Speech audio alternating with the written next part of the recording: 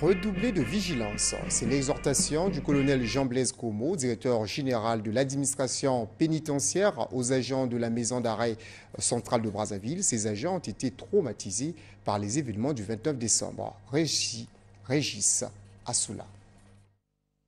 Le traumatisme causé par cette mutinerie au sein de la maison d'arrêt de Brazzaville a créé un certain malaise auprès du personnel de cette prison. C'est justement pour encourager les agents que le directeur général de l'administration pénitentiaire est venu à la rencontre du personnel.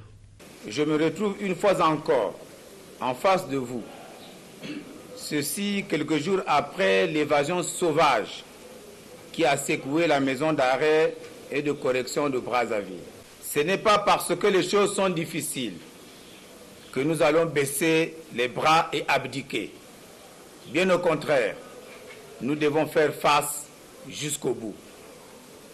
Je vous invite, mes chers frères et sœurs, à prendre toutes vos dispositions afin de pouvoir résister dans le mauvais jour.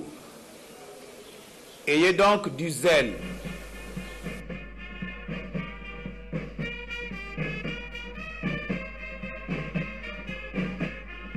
De la rigueur.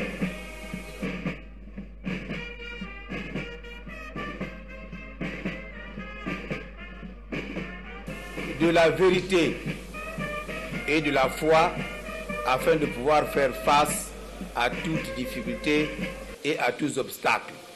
Le colonel Jean-Blaise Como a par ailleurs exhorté les travailleurs de la maison d'arrêt de Brazzaville à doubler d'efforts et de vigilance et le message a été bien assimilé. Mais c'est un message, je veux dire un message de soutien, de réconfort. Il est venu nous soutenir par rapport à tout ce que nous venons de vivre. Le moral est haut, on ne peut pas baisser les bras. La sécurité a été renforcée au sein de la maison d'arrêt de Brazzaville pour éviter tout acte de délinquance.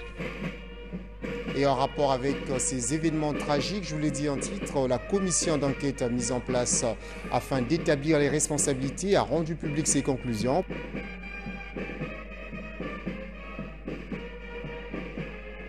Paulin Makaya et 6 autres personnes ont été présentées aujourd'hui à la presse par le procureur de la République.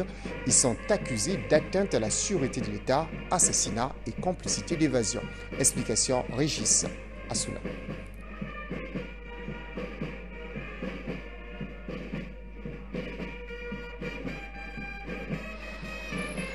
Les 7 détenus présentés à la presse par le procureur de la République sont considérés comme des présumés auteurs, co-auteurs et complices des événements tragiques du 29 décembre qui ont causé la mort d'hommes et l'évasion de certains détenus de la maison d'arrêt centrale de Brazzaville.